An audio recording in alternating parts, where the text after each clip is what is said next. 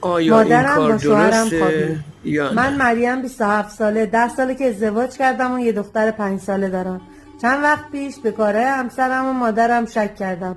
وقتی که همسرم خواب بود رفتم سر وقت گوشیشو، دیدم که بله با مادرم کلی به همدیگه وایس دادن و چت کردن، کلی خندیدن.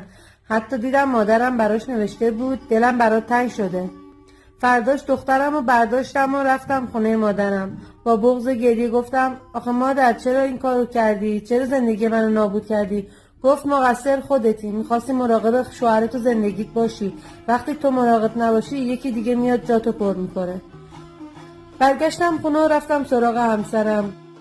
گفتم چرا این کارو با من کردی؟ من کجای زندگی برات کم گذاشتم؟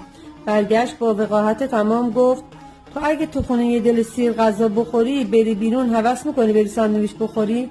گفتم نه. گفت خب همین دیگه.